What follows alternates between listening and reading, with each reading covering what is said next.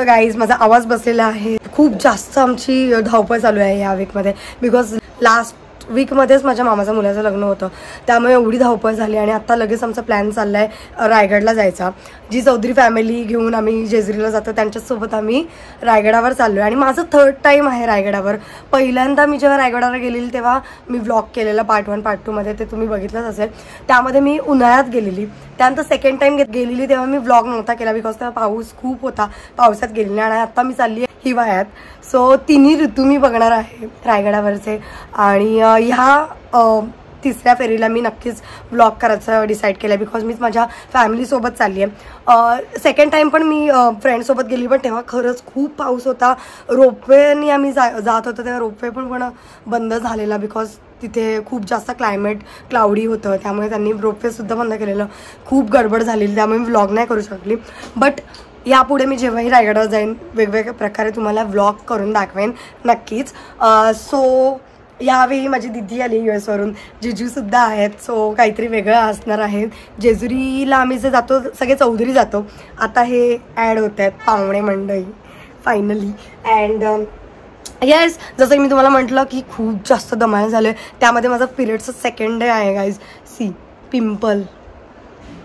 So या अशा सगळ्या कंडिशनमध्ये आम्ही यावेळी रायगडावर चाललो आहे. बट येस, आय नो जेवढी मज्जा मी 1st टाईम केलेली 2nd टाईम केलेली तेवढीच आत्तासुद्धा येणार बिकॉज रायगड आहे. आणि तिथे जाऊन जे फील होतं ना गाईज खरंच खूप एक्स्ट्रीम लेवल असतं. म्हणजे तुम्ही कुठेही जा पैसे भरून पण रायगडावर जे जाऊन फिलिंग मिळते ना तुम्हाला ते कुठेच मिळणार नाही. बिकॉज जेव्हा ते इन्फॉर्मेशन सांगतात तेव्हा अक्षरशः अंगाला गूज बम्स असतात कंटिन्यू आणि खूप भारी वाटतं. सो आता मी चाललो आहे बस करून. 35-40 जण आहोत. सो हे सगळे आमच्यासोबत येत आहेत. Let's go. कृपया दरवाजा बंद कीजिए. कृपया दरवाजा बंद करा.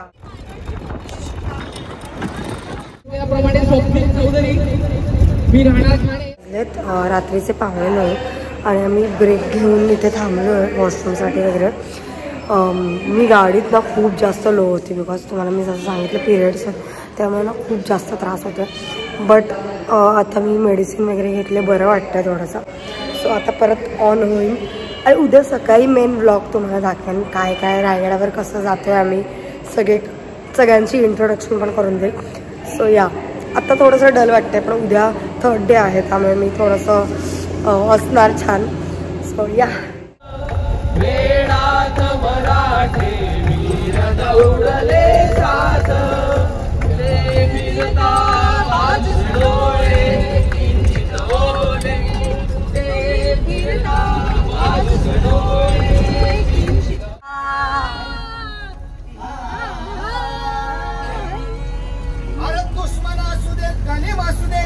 किती हुशार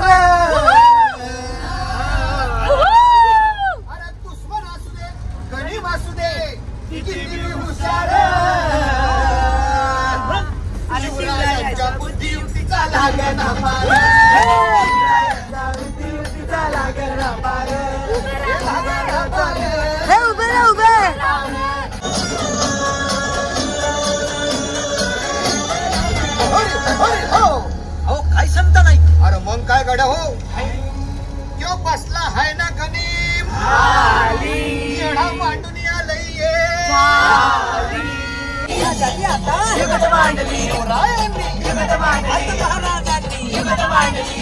काहीतरी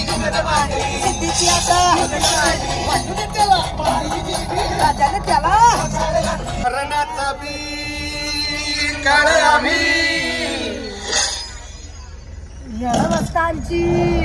रणमस्तांची जात आमची. अरब्या कुणाला गावतर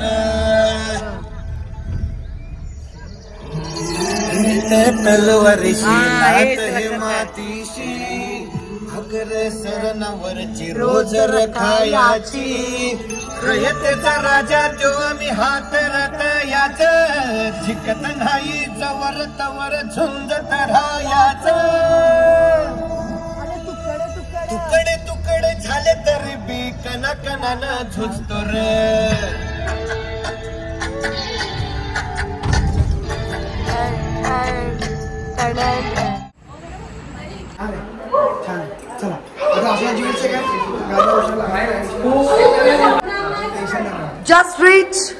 गाईज जस्ट रीच. अच्छा इथे सगळी जेंट्स आहेत, रूम मध्ये लेडीज आहेत गाईज. सो येस गाईज आम्ही जस्ट पोहोचलो आहोत. कोणतं हॉटेलचं नाव काय आहे या हॉटेलचं? हॉटेलचं नाव काय? हॉटेलला नाव नाही आहे, हॉटेलला नाव नाही आहे, भाविक हॉटेलला नाव नाही आहे. आता आम्ही आहोत अननोन हॉटेलमध्ये. कुठे? अननोन हॉटेलमध्ये. ओके सो गाईज आता आम्ही आलो आहोत अननोन नावाच्या हॉटेलमध्ये. ठीक आहे, ही आमची बस इथे पार्क होते आता आणि आता आम्ही जेवणार छानपैकी. हा दिसली. तर हा एक रोपवेचं स्टेशन आहे. ओके हा वरचा स्टेशन आहे आणि आपल्याला उद्या सकाळी खाली जायचं परत. ओके नाश्ता वगैरे करून खालच्या रोपवेने स्टेशनने वरच्या स्टेशनला. हा हा हा लास्ट टाइम आम्ही म्हणजे तिथे मला रोपवेची ही लाईन आहे का? अच्छा इथे दिसतच नाहीये पण ते बापरे किती वर्दी आहे ते. सी दिसत पण नाहीये धड ते. ओके चांदणे प्लेन चाललंय बघ. हा सो गाईज उद्या आत्ता एवढी म्हणजे लिमिटेड मला थंडी आहे, म्हणजे आम्ही हे करू शकतो पण उद्या सकाळी खूप थंडी असणार आहे दादा बोललाय. सो आम्ही सगळ्यांनी स्वेटर वगैरे सगळं कॅरी केलंय आणि आम्ही ना असं थीम ठेवले की व्हाईट कुर्ता आणि ब्ल्यू पॅन्ट. तर बघू आता किती जण ते फॉलो करतात. सो आत्ता आम्ही पोहोचलोय. येताना रस्ता एवढा भयानक होता बट आम्ही मस्तपैकी महाराजांची गाडी लावलेली बोलत वगैरे आलो. मध्ये थोडंसं माझं तब्येत बरी नव्हती सो मेडिसिन घेऊन मग मला बरं वाटायला लागलं. मग आम्ही मस्तपैकी महाराजांची गाडी वगैरे बोललो आणि आता आम्ही पोहोचलो आहे ह्या हॉटेलला. बट त्या हॉटेलला नावच नाही आहे सो आम्ही अननोन हॉटेलमध्ये थांबलो आहे. बट खरंच खूप छान आहे, क्लीन आहे हॉटेल म्हणजे. अँड येस गाईज काय बघताय तुम्ही? काय बघताय? काय बघताय? ओके आकाश माझ्या व्लॉग मध्ये काहीच दिसत नाहीये. बघू नाही दिसणार ते फ्लॅश मारले. हा फ्लॅशमुळे नाही दिसत. आणि आता इथे सगळे जेवायला बसतात, काळोखात जेवायला बसलेत गाईज. हाय जिजू. जिजू कसं फील होतंय? भारी ना? मस्त ना? वाईब फुल वाईब. काका कसं फील होतंय तुम्हाला रायगडाच्या इथे येऊन? भारी ना? प्रसन्न ना? शिवाजी महाराजांच्या या पुण्यभूमीत आपण आलेलो आहोत हा आणि खूप प्रसन्न वाटतंय आणि एक अभिमान वाटतो आपल्याकडे. शिवाजी महाराज आपल्यासाठी एवढं सगळं करून गेले. जसं मी तुम्हाला म्हटलं की आता आम्ही जेवणार आहोत छान आणि खरंच खूप भूक लागली बिकॉज आम्ही निघालो 5ला. त्यानंतर आम्ही समोसा खाल्ला आणि डायरेक्ट आलोय. आता वाजलेत 10:30 आणि सगळ्यांना भूक लागली. इथे आम्ही सगळे जेवायला बसणार आहोत. ये काळोखात. हा बोलला म्हणजे चांगले विशेष संपला. नाही छान झाले. चलो जेवण झालेलं आहे आणि आता मस्तपैकी आम्ही मुखवास सुद्धा आणलेला आणि इथे आता शेकोटीची तयारी चालू आहे. स्पीकर माईक लागेल चार्जिंगला लावा सांगा फक्त. रुपेशा तू तोंड. सो गाईज हे शेंगा आता आम्ही मस्तपैकी खाणार आहोत आणि इथे आमची शेकोटी पेटवतात. राखीचा पोरगा दगडाने पेटवली बघा. सगळ्यांचं जेवण झालेलं आहे. या पोट भरलं ना सगळ्यांचं? Yes wow. शांततेत राहू जरा. ते ना त्याची गोळी करायची आणि ती त्या ह्याच्यावर कांशीच्या तुकड्यावर ठेवायची आणि वरनं गारडी अशी मारायची. लगेच पेटायची. हा एका फुंजी पडली की पेटते लगेच. मी पेटून दाखवतोय पण नाही लाईट नाही जाऊ दे. पेटली.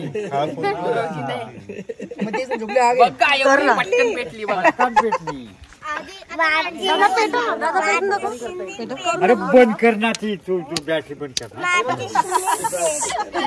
दादा तेरे से ना हो पाएगा. आपण म्हणजे प्रश्न आहे का? शेंगा पार्टी. कशा वाटलं शेंगा खाऊन? कशा वाटल्या शेंगा? मस्त. कशा? मस्त.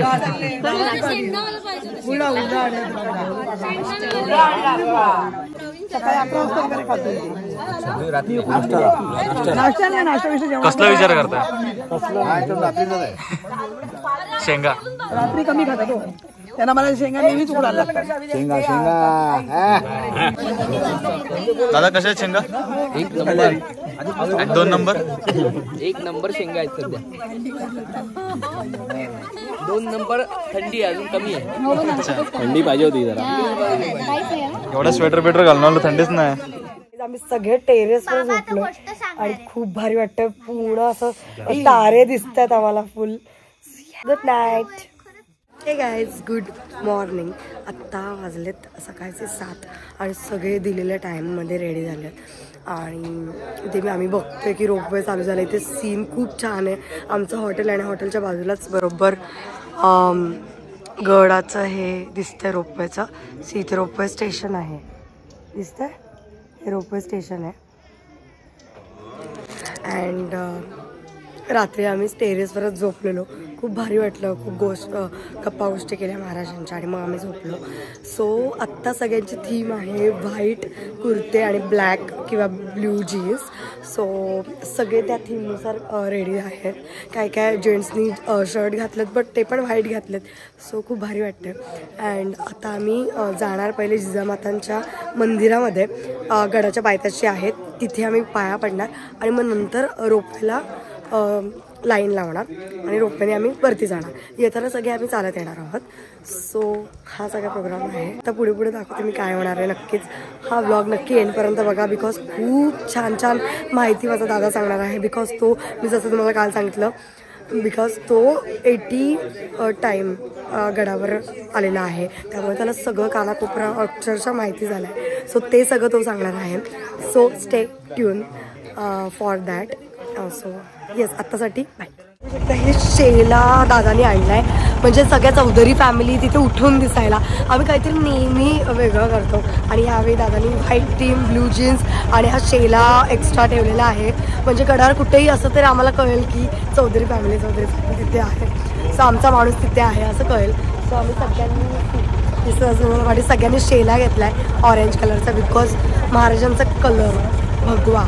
सो ये छत्रपती शिवाजी महाराज की जय. छत्रपती शिवाजी महाराज की जय. छत्रपती संभाजी महाराज की जय. छत्रपती संभाजी महाराज की जय. जय भवानी जय शिवराय. जय भवानी जय शिवराय.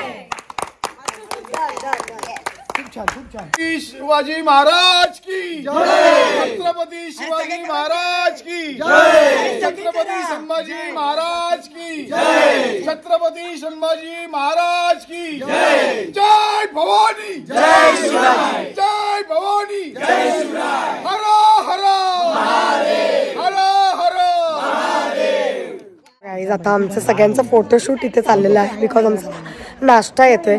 सो सगळे मस्तपैकी फोटोशूट करतात आणि मी सुद्धा सगळं ग्रुप फोटोज वगैरे काढून झालेत आमचे. सो खूप छान वाटतं आणि इथे सी फुल असं सनराईज होत आहे.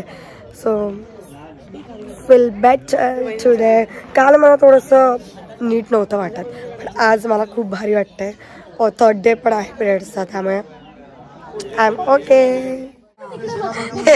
इकडे बघा इकडे बघा ही वरती चढली आहे. इथे दगड आहे दगडावर चढली. सो फोटोशूट लेवल हाय इथे. त्यामुळे 10 मिनिटांमध्ये नाश्ता आला की पटापट नाश्ता खायचा आहे आणि पटकन निघून जायचं आहे. ओके गाईज आम्ही नाश्त्यासाठी थांबलो नाही तर आम्ही सगळे रेडी आहोत. अर्धा तास झाला अजून नाश्ता आला नाहीये. सो या हो गाईज आता एकीचं झालंय आणि आता एक परत आली इथे माझी मम्मा आणि पप्पा तिला गाईड करतात कसं उभं राहायचं. आणि तिकडे बघा आई सो गाईज आता आमचे सगळ्यांचे फोटोशूट झालेलं आहे. इथे तर एक असं स्टेज टाईप आम्हाला मिळालं आहे. सो तिथे सगळ्यांनी मस्तपैकी महाराजांची पगडी वगैरे सॉरी महाराजांची नाही मावळ्यांची पगडी घालून आणि मस्तपैकी झेंडा घेऊन फोटो काढलेत. सो खूप भारी वाटतंय सगळ्यांना. साईड बाय साईड आमचं नाश्ता पण झाला आहे फोटोशूट पण झालं आहे. सो आता आम्ही निघतोय पटकन रायगडावर जायला. मराठा धोप का म्हणतो तर ही महाराजांनी इन्व्हेंट केलेली आहे. कारण पूर्वी कसं होतं तलवारी हा जास्तीत जास्त 3 फुटापर्यंत असायचा तर मुघल तसा किंवा जे आपण मुस्लिम लढवई म्हणतो ते ताकदीने आणि हाईटने आपल्यापेक्षा जास्त होते. 7-7.5 फुटाचे ते वरती होते. आणि मराठ्यांची ॲव्हरेज हाईट 6 फूट होती. त्यांच्यावर तिथपर्यंत पोहोचायचे नाही आणि मुघलांचे वर सहज यांच्यापर्यंत पोहोचायचे ताकदीने जास्त असल्यामुळे. तर महाराजांनी काय केलं, त्या तलवारीला थोडं लांब केलं, त्याचं पात बारीक केलं आणि मूठ ही बंद करून घेतली, म्हणजे हातावरती वार होणार नाही म्हणून मोठी बंद केला. ही पात लांब केल्यामुळे हा मागचा जो ठेला आहे त्याला ते बॅलन्स करण्यासाठी त्यांनी ठेवलं, म्हणजे एकदम वजन पुढे नाही यायला पाहिजे, तर ते दोन्ही याला बॅलन्स झाला पाहिजे. याचं पूर्ण आतलं जे पात आहे ते इथपर्यंत आलेलं आहे याच्यामध्ये. हे पूर्ण अखंड मूठ ही त्याच्यामध्ये फिट झालेली आहे. या मुठी महाराजांनी तयार केल्या आणि ह्या मुठी बनल्या साल्हेरला, म्हणून हिला साल्हेरी मूठ पण म्हणतात. हा, साल्हेरी मूठ म्हणतात. आणि ही पात आहे ही सगळी आपल्याकडे बनत नव्हती, ही पात तर ही बाहेरून यायची. आणि अशा पाती आपण त्याचा टेंडर काढलेलं महाराजांनी. तर आपल्याला इंग्रजांनी आणि पोर्तुगीजांनी ह्या पाती द्यायला नकार दिला, कारण त्यांना वाटलं की हे लोक जास्त सुपिरियर होतील आपल्यापेक्षा. तर ही पात त्यांनी स्पेनवरून मागवली. स्पेनच्या राजाने त्यांना जेवढ्या पाहिजे तेवढ्या त्यांना तलवारी हे केल्या. आणि एक आठवण म्हणून त्यांची स्पेनच्या राजाची एक तलवार महाराजांना, हिरेजोडी तलवार त्यांना भेट दिली. स्वतः काहीच नाश्ता सुद्धा आलाय आणि त्यांचं ना गप्पा गोष्टी पण चालल्यात, फोटोशूट पण केलंय, नाश्ता पण चाललाय. आणि आमची ना दादा तलवारीविषयी सगळं सांगतोय. त्याची जी तलवार आहे ती पेशव्यांच्या काळातली आहे आणि त्याच्याकडे आहे, सो ते सगळं तो सांगतोय. आम्ही जिजामातांच्या मंदिरामध्ये एंटर करतोय आणि तिथे जाऊन मला असं वाटतं मी जास्त बोलणार नाही, बिकॉज मला ऐकायचं आहे. जे दादा सांगेल ते मी तुम्हाला ब्लॉगमध्ये दाखवेन. सो या ब्लॉगमध्ये जरा कमीच बोलणार आहे मी. या पार्टमध्ये मी जास्त ऐकणार आहे आणि तुम्हाला दाखवणार आहे. स्वतः मी एंटर करतो.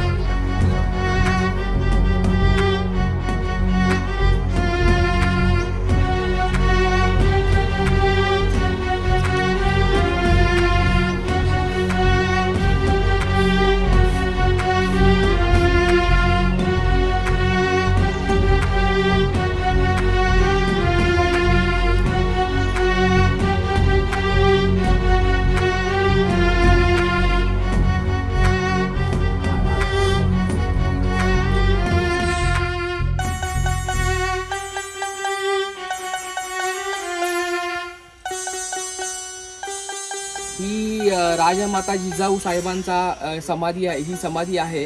त्याच्यानंतर इकडे जवळच आपल्याकडे पाचाड वाडा आहे, जिजामातांचा राहता वाडा आहे.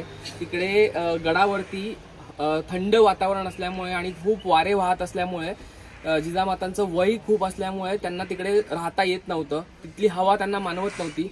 म्हणून त्यांनी शिवाजी महाराजांनी खाली त्यांच्यासाठी पाचाडमध्ये वाडा बांधलेला होता. चिरेबंदी खूप मोठा वाडा आहे, त्यांनी प्रचंड मोठा बांधलेला आहे त्यांच्यासाठी. त्याच्याबरोबर त्यांच्या 2 पत्नी, त्या महाराजांच्या 2 पत्नी जिजामातांच्या सेवेसाठी खाली होत्या. त्याच्यानंतर राज्याभिषेक झाल्यानंतर बरोबर 12 दिवसानंतर जिजामातांचं देह त्यांनी सोडला. म्हणजे असं म्हणता येईल की महाराजांचा राज्याभिषेक बघणं, हिंदू राजा, आपला मुलगा हिंदू राजा बघणं हे त्यांचं स्वप्न होतं. आणि ते स्वप्न पूर्ण झाल्यानंतरच त्यांनी देह त्यागला. आणि तो देह त्यागल्यानंतर शिवाजी महाराजांनी त्यांची अंत्ययात्रा असेल ती इकडे आली आणि त्याच्यानंतर इकडे त्यांना अग्नी देण्यात आलेला. ती ही जागा आहे, तीच ही जागा आहे. ओके. आणि शिवाजी महाराजांना, संभाजी महाराजांना प्रचंड त्रास झाला. हे सगळं स्वराज्य निर्माण करण्यासाठी प्रचंड त्रास झाला, पण त्याच्याही कितीतरी पट जास्त तो त्रास जिजामातांना झालेला आहे. कारण कसं आहे की मुलगा असतो तो कसाही कुठे, आत्ताचं उदाहरण घ्या की एखादा मुलगा असतो, चाललाय इकडे, चाललाय फिरायला, चाललाय कुठे खेळायला चाललाय, त्याला भीती नसते, कारण तो कसाही उंधळत असतो, कसाही फिरत असतो, त्याला स्वतःची जीवाची पर्वा नसते. पण त्याच्या आईला तो परत घरी येईपर्यंत प्रचंड यातना असतात, त्याची आठवण असते. म्हणजे असं म्हटलं, बाबासाहेब पुरंदरांनी म्हटलेलं आहे की असे जिजामातांचं जे बाळणपण आहे, त्या प्रसूती वेदना आहेत ते त्यांना एकदाच झालेल्या नाहीयेत. महाराज जेव्हा जेव्हा लढाईसाठी गेलेले आहेत, तिथून परत आल्यानंतर ज्या वेदना असतात त्या प्रसूती वेदनाच होत्या. आणि त्या त्यांनी किती वेळा सहन केल्या असतील. आणि त्या सगळ्या सहन झाल्यानंतर महाराज जेव्हा सिंहासनाधीश्वर झाले, ती जी कल्पना होती आणि ती जे त्यांचं जे इतक्या वर्षाचा जो परिश्रम होता तो सार्थकी झाला. म्हणजे आत्ता आपण म्हणू शकतो की आदर्श कोणाचा घ्यावा, स्त्रियांनी, मुळातच स्त्रियांनी आदर्श जिजामातांचा घ्यावा. खरंच आपण म्हणतो की छत्रपती शिवाजी महाराज आपल्या घरात नको बाजूला असू देत, पण तोच विचार जर जिजामातांनी केला असता तर आपण आत्ता ह्या स्थितीत नसतो. या स्थितीत आपली नावं वेगळी असती, आपली नावं वेगळी असती, आपण कोणत्या तरी वेगळ्या धर्मात असतो. पण जिजामातांनी वेगळा विचार केला की नाही, मी आतापर्यंत माझ्या भगिनींनी, माझ्या आयांनी खूप जे सहन केलंय, हे जे मुघलांचे, त्याच्यानंतर जे पातशांचे जे त्रास सहन केलेत, ते ह्याच्या पुढे माझ्या भगिनी आणि माझ्या सगळ्या ज्या मंडळी आहेत ती सहन नाही करणार. त्याच्यासाठी माझा मुलगा स्वतः पुढे येईल. तर हे कार्य ठेवा लक्षात, कधी पण लक्षात ठेवा की आपण कशाला करायचं, दुसरा कोणतरी करेल, हे कधीच आणायचं नाही. तुमच्या मनात आलं, तुम्ही पुढे व्हा आणि ते कार्य करा. तर मग रायरी हा किल्ला होता, हा जावळीच्या मोऱ्यांकडे होता. जावळीचे चंद्रराव मोरे होते, ती जी पदवी आहे ती महाराजांनीच त्यांना दिलेली. म्हणजे त्यांच्या आधीपासून चालत आलेलं होतं, पण महाराजांनी ही पदवी त्यांच्याच एका नातेवाईकांमध्ये उभं करून त्यांना ही पदवी दिलेली. पण त्याच्यानंतर ते चंद्रराव मोरे प्रचंड स्वाभिमानी झाले आणि प्रचंड त्यांना माज आला स्वतःच्या सगळ्या या सत्तेचा की आपल्याला कोणी जिंकू शकत नाही. त्याच्यानंतर महाराजांनी त्यांना बरीच पत्र पाठवली, पण त्याची उत्तरं व्यवस्थित आली नाहीत. उलटी उत्तरं दिली की तुम्हाला काय करायचं ते करा, आम्ही आमच्या आता स्वराज्य वेगळे स्वतंत्र राजे आहोत, आम्ही तुम्हाला जुमानत नाही. तेव्हा शिवाजी महाराजांच्या त्यांनी जे पत्र एका लिहिलेलं की उद्या येत आहेत आत्ताच या, हे महाराजांना त्यांनी पत्र लिहिलेलं की तुम्ही उद्या येणार असाल तर आजच या, आम्ही सज्ज आहोत. ह्या पत्राला शिवाजी महाराजांना एवढा प्रचंड राग आला, त्यांनी सैन्य घेऊन जवळपास डायरेक्ट जावळीवरती अटॅक केला. जावळीवरती त्यांचा जावळीचा पाडाव केला आणि ते चंद्रराव मोरे लपण्यासाठी रायरीवरती आले. अच्छा. आणि रायरीवरती त्यांना पकडण्यात आलं. त्यांचं पूर्ण वंश महाराजांनी उद्ध्वस्त केलं. त्यांच्या कुटुंबातल्या 25 जणांना महाराजांनी शिरच्छेद केला. तेव्हाही त्यांनी महाराजांनी डायरेक्ट शिरच्छेद नाही केला, त्यांना स्वराज्यात येण्याची संधी दिली. तरी पण त्यांचं आदिलशाहबरोबर संधान चालू होतं. मग महाराज चिडले आणि मग त्यांनी त्यांचा निर्वंश केला. रायगडास ही जागा जेव्हा झाली महाराजांनी केलं, तर राजधानी करण्याचं अजून एक कारण म्हणजे असं होतं की हा गड खूप मोठा होता, प्रचंड होता. दुसरी गोष्ट म्हणजे हा गड पवित्र होता, याच्यावरती रक्त सांडलेलं नव्हतं, म्हणून ही तख्तास ही जागा झाली. कारण ते गडाचं पवित्र पण तेवढंच महत्वाचं आहे. बाकीच्या गडांवरती बरीच युद्ध झाली, तसं हा गड तेवढा युद्ध किंवा हे बघितलेला नव्हता. आणि मग त्यांनी आपल्या मनाप्रमाणे तो किल्ला बांधून काढला किंवा गड बांधून काढला आणि त्याला राजधानीचं एक स्वरूप दिलं. जेव्हा महाराज आग्रा भेटीला गेले होते तेव्हा त्यांनी तिकडचे किल्ले बघितले किंवा त्यांचे तिकडचे महाल बघितले, तर शंभूराजांनी विचारलं की आपल्याकडे का नाही असं. म्हणतात हे आपल्याकडे असं आपल्याला की तेवढा वेळ नाहीये किंवा आपल्याला ते श्रीमंती भोगायची नाही आपल्याला. आपण गड निर्माण करतोय स्वराज्याच्या रक्षणासाठी करतोय, आपण आपल्या विलासासाठी करत नाही कुठली गोष्ट. तरी सुद्धा हिरोजी इंदुलकरांनी हे शब्द लक्षात ठेवले, त्यांचे जे शंभू महाराज जे म्हणाले होते. आणि मग त्याप्रमाणे रायगडावरती जे 2 मनोरे दिसतात आपल्याला, ते त्यासाठी त्यांनी तिकडे निर्माण केले की तो एक आठवण म्हणून किंवा तो एक त्याचं फील आपल्याला तिथे घेता यावा. मनोऱ्यामध्ये जाऊन पूर्ण गड बघता येतो आणि आता त्याची पडझड झाली फार, पण ते जर पुन्हा रिकन्स्ट्रक्ट केलं तर खूप चांगली गोष्ट होईल. पण आताही आपण जो बघणार आहोत ना, त्यात इतिहास लपलेला आहे, त्याच्यानंतर त्याचा आपला स्वाभिमान लपलेला आहे आणि आपल्या मावळ्यांचा कष्ट लपलेला आहे. ते फक्त एकदा बघा आणि मग तुम्हाला ते सगळं दिसेल की इकडे काय होतं, इकडे काय होतं. तर त्यांनी त्या हिशोबाने ह्यांनी बघा की आपला हा इतिहास आहे आणि आपला हा त्याग आहे, त्याच्यामुळे हे पडझड झालेली आहे. फक्त ते बघा. आता आम्ही तिथे जिजामातांच्या समाधीच्या इथे गेलेलो, पाया पडलो. तिथे जाताना खूप छान इन्फॉर्मेशन सांगितली आम्हाला. आणि आता आम्ही आलोय वाड्यावर, तिथे पाठी वाडा आहे, तिथे चाललोय. इथे सुद्धा मी जास्त बोलणार नाहीये, मस्तपैकी सगळं ऐकून घेणार आहे.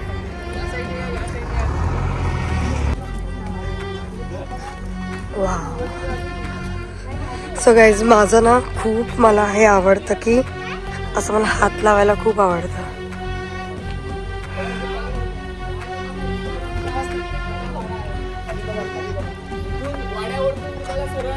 टायगर दिसेल, टकमक टोकही दिसेल, ते आपण आता खाली जाऊन बघूया. अच्छा, इथून दिसणार का? इथून दिसेल आपल्याला.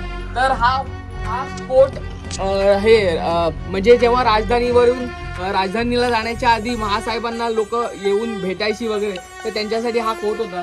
म्हणजे हा मुख्य प्रवेशद्वार आहे. मुख्य प्रवेशद्वार परत पूर्वाभिमुख आहे. तर वाढत गेल्यानंतर डायरेक्ट एक्सेस नव्हता. पुढे एक चौकी आहे पहाऱ्याची चौकी, आणि तिकडे म्हणजे विचारपूस केली जायची, कुठे जायचंय, काय जायचंय. त्याच्यानंतर आतमध्ये सोडलं जायचं. आतमध्ये शिवाजी राजमाता जिजाऊंचा वाडा वेगळा आहे, महाराजांच्या पत्नींचे वाडे वेगळे आहेत. त्याच्यानंतर स्वयंपाक घर वेगळं आहे. बाकीचे सगळे त्या दासी वगैरे असतील त्यांचे घरं वेगळी आहेत. तर ती बघूयात आपण. त्याच्यानंतर पाण्याची 2 ते 3 टाकी आतमध्ये पाण्याची टाकी आहेत. एक मोठी विहीर आहे. त्या विहिरीच्या बाजूला एक कठडा तयार केलेला आहे. त्याच्यावर महाराज येऊन बसायचे ती जागा पण आहे. ती तख्ताची विहीर म्हटली जाते त्याला. तर त्या तख्ताच्या विहिरीच्या इकडे नेहमी महाराज यायचे आणि ती मग चौकशी केली जायची. आणि महाराज आणि जिजाऊंचं दर्शन इथूनच व्हायचं, म्हणजे वाड्यातून आणि नगरखान्यातून. चला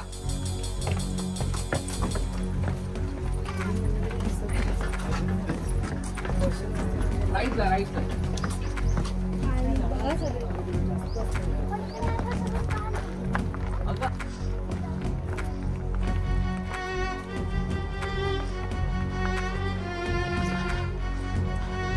सो आता आपण वाड्यावर आलेलो आहोत आणि जे दादा सांगेल ते मी तुम्हाला फक्त दाखवणार आहे शॉर्ट घेऊन, बिकॉज मला सुद्धा एवढं माहिती नाहीये. तो स्ट्रक्चर आहे पूर्ण बेसिक. हे जे आता तुम्हाला दिसतात ना ते सगळे जोते आहेत. म्हणजे आपण घर बांधण्याच्या आधी जे जोत बांधतो, पाया, दगडी पाया, ते सगळे तुम्हाला दिसतील. काही मोठे दिसतील, काही छोटे दिसतील. काही जे मोठे आहेत ते राजमाता जिजाऊंच्या राहत्या जागेचे वाड्याचे जोते आहेत सगळे. ते बघा.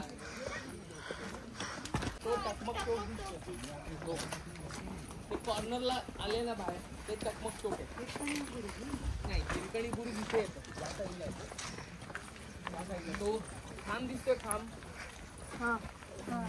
दिसतोय. तो खांब आहे, त्याच्या खाली हिरकणी बुरुज आहे. हिरकणी तिकडून उतरली, तो बुरुज आहे. बुरुज नव्हता आधी, बुरुज नंतर बांधला शिवाजी महाराजांनी. ती त्या खिंडीतून खाली उतरली आणि वाळूसरे खिंडीतून परत खाली उतरून मग ती हिरकणी वाडीत गेली. ओके, म्हणजे राईटला हिरकणींचं जिथे उतरले ते आहे आणि लेफ्टला टकमक टोक आहे. ओके, पूर्णवाला. ठीक. महाराज आणि जिजामातांचं रोज दर्शन इथूनच व्हायचं. ओके. हा पूर्ण हे बघा, एंडला ना, एंड टू एंड जेवढी भिंत जाते ना ती एनक्लोज भिंत आहे. म्हणजे वाड्याची भिंत, तटबंदी. आणि त्याच्या आतमध्ये जी स्ट्रक्चर दिसतात तुम्हाला, ज्योती दिसतात, ती घराचे ज्योती म्हणतात ना आपण, मूळ स्ट्रक्चर. हा, रूम्स टाईप. तर जिकडे जेवढी ज्योती दिसतात तुम्हाला ते तेवढ्या त्या रूम्स होत्या. म्हणजे वरचा भाग दिसतो. आणि हा दुमजली 3 मजली पण असू शकतो. पहिला मजला हा जोता हे दगडी असतं, त्याच्यावरती विटांचं बांधकाम, त्याच्यावरती लाकडाचं बांधकाम, असं 3 फ्लोअर 2 फ्लोअरचं पूर्ण असू शकतो ते स्ट्रक्चर त्या काळी. आपण आता ही विहीर बघणार आहोत. ऐका, ती विहीर आहे तिथे तख्त. इकडे ना, हे बघा, ही आहे ना, ही लेफ्टला तुम्हाला बघाल, राईटला बघाल ना, ती विहीर आहे. त्याचा जाण्याचा एक्सेस इकडून आहे. आणि इथे बेसिकली इकडे खड्डा केलेला आहे. हा खड्डा कशासाठी आहे की वाऱ्याची झुळूक आल्यानंतर थंड हवा वरती येण्यासाठी. आणि ही तख्ताची म्हणजे हा ऍज इट इज नसणार, याच्यावरती गाद्या अंतरल्या जाणार, त्याच्यानंतर मखमल अंतरली जाणार. आणि त्याच्यानंतर महाराज इथे आले की इथे यायचे. मग इथे त्यांची सदर चालायची, छोटी सदर असेल किंवा काही रोजचे विषय असतील किंवा काही प्रश्न उत्तर असतील ते इकडे व्हायचे. तर ही त्यांची आवडती जागा म्हणू शकतो आपण. तर ही अजूनही टिकून आहे. आणि तुम्हाला विहीर बघायची असेल येऊन तर तुम्ही ह्या साईडनी पण येऊ शकता. जा रे सगळ्यांनी. काही जणांनी इकडून बघा, काही थोडा गर्दी नका करू. सो इथून आतमध्ये विहीर आहे.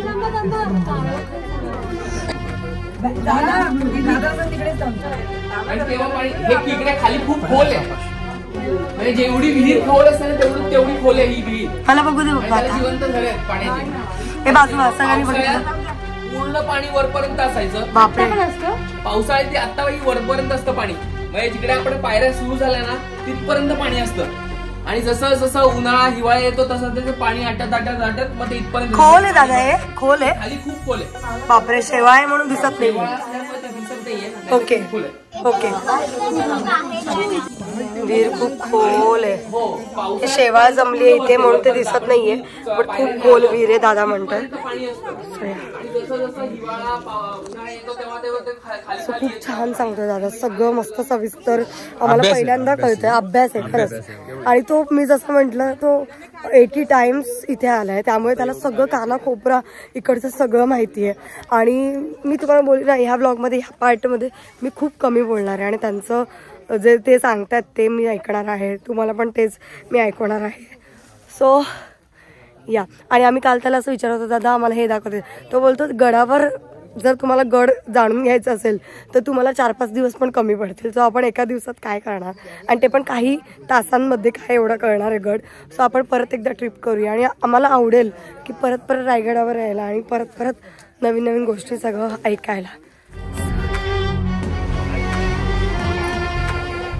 आत्ता आम्ही आलोय रोपवेच्या लाईनमध्ये. राजमातांचं मंदिर समाधी बघितली, त्यानंतर वाडा बघितला आणि आता आम्ही इथे रोपवेच्या लाईनमध्ये आता चाललो इथे. ठीक आहे.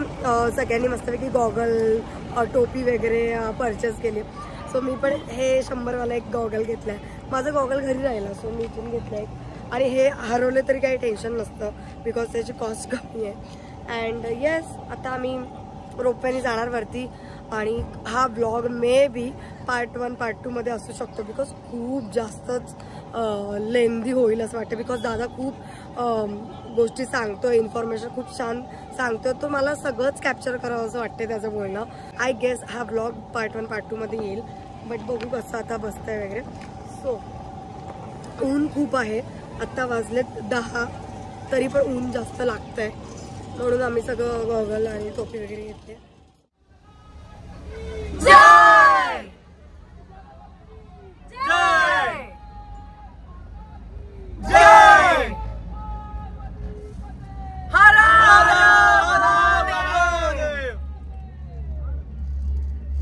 Done guys.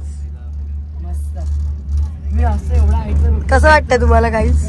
Guys I am in air. खूप भारी वाटतंय. खूप सुंदर वाटतं, छान वाटतं. रायगड बघा, रायगड बघा.